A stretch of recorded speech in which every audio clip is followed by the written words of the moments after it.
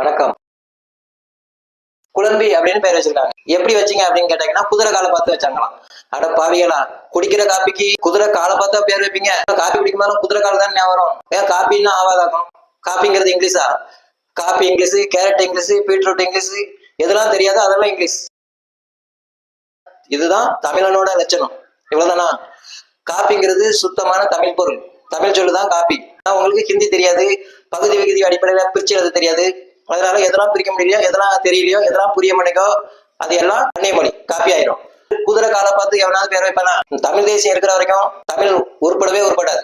தமிழ் தேசியம் எங்க இருக்கோ அந்த நாடு விளங்காது. தமிழ் தேசிய சிந்தனை வந்துட்டா அந்த மக்களும் நல்லா இருக்க முடியாது. பதநீர் அப்படிங்கிறது என்ன தெரியுமா? ஒரு தாவரத்தோட விந்தணு. ஒரு தாவரத்தோட விந்தணு. அதுக்கு பேர் வச்சா பாருங்க பதநீர்னு. அது எப்படி இருக்கு கேட்க? தேனுக்கு தேனுன்னு பேர் வச்சான். தேன் வந்து ஒரு உயிரினத்தோட எச்சம். அந்த தேனுக்கு அதாவது தேனுன்னு பேர் வச்சிருக்கான் பாருங்க. இப்படி வைக்கணும் பேருனா. அதை விட்டு குடிக்கிற காப்பிக்கு குதிரை காலை பார்த்து பேர் வச்சானா? கோதுமைக்கு பேர் வைக்கணும் எதை வைப்பிய? சோவிக்கு பேர் வைக்கணும் எதை தூக்கி பாப்பிய? இதெல்லாம் இப்படிதான் தூக்கி பார்த்து தான் பேர் வைப்பாங்களோ? இதுதான் தமிழ் தேசியத்தோட லட்சணம். இதுதான் தமிழோட லட்சணமா? பேர் வச்சா பகுதி விகுதி இருக்கணும். 10 பொருள் ஏதாவது ஒண்ணுக்குள்ள வரணும். அப்படி வந்தாதான் அது பேர் சொல். சும்மா விட்டுட்டு குழம்பின்னா என்னது குழம்பி? மண்டையில மூளை இல்லைன்னா அப்படிதான் இருக்கும். காப்பியை எப்படி பிரிச்சு எழுதணும் அப்படின்னா காப்பு கூட்டல் உரிமை, காப்பு உரிமை, தொல் கூட்டல் காப்பு கூட்டல் இயம், தொல்காப்பியம், காப்பு கூட்டல் பூ காப்பு, காப்பு கூட்டல் ஈடு காப்பீடு, காப்பு கூட்டல் ஈ காப்பி, பாது கூட்டல் காப்பு கூட்டல் பூ பாதுகாப்பு. எப்படி வந்துச்சு? இப்ப இதெல்லாம் பகுதி ஒண்ணுதானே. விகிதில பொருள் மாற மாற உங்களுக்கு ஒவ்வொரு அர்த்தம் கொடுத்துரும்.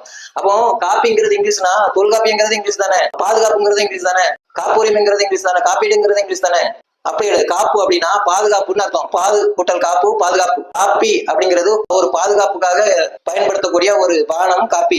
இப்போ 1 மணிக்கு சாப்பிட வேண்டிய வேலை வந்துச்சுன்னா 12 மணிக்கே திடீர்னு வயிறு பசிக்கும். அப்படி வயிறு பசிக்கும் போது ஏதோ ஒரு காப்பி குடிச்சாக்கினா கொஞ்சம் ஆத்தலா இருக்கும், ஒரு பசியாடுற மாதிரி இருக்கும், கொஞ்சம் 1 மணி வரைக்கும் கொஞ்சம் தாங்கும். அதனால அது வரைக்கும் ஒரு பாதுகாப்பு தேவைப்படுது அப்படிங்கிறதுக்காகத்தான் காப்பி அப்படின்னு பேர் வச்சிருக்கு. காப்பு கூட்டல் ஈ, காப்புனா பாதுகாப்புன்னு அர்த்தம். அந்த பாதுகாப்பு கொடு, காப்பு கூட்டல் ஈ கொடு, ஈனா கொடுன்னு அர்த்தம். காப்புனா பாதுகாப்பு கொடு அப்படிங்கிற அடிப்படையில பேர் வச்சிருக்கு.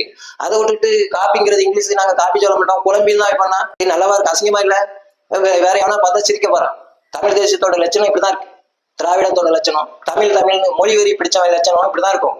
மொழி அரசியல் பண்றவன் வேலை தமிழை அழிக்கிறதும் தமிழனை கொள்றதும் தமிழ் இனத்தையே அழிக்கிறதும். மொழி வெறி பிடிச்சவன் தமிழ் தேசியக்காரன் தான். அவனோட வேலையே மொழியை அழிக்கணும் அப்படிங்கிற எண்ணம் தான். மற்றபடி அவனுக்கு தமிழை வாழ வைக்கணுங்கிற எண்ணம் கிடையாது. அதனாலதான் குழம்பின்னு தான் சொல்லுவோம், காப்பீடு சொல்ல மாட்டோம். அது ஒரு லட்டு நாங்க சொல்ல மாட்டோம், அது வடமொழி. நாங்க கோழினை தான் சொல்லுவோம். போயிட்டா லட்டுங்கிறதுல விகிதில அதுலயும் இருக்குது.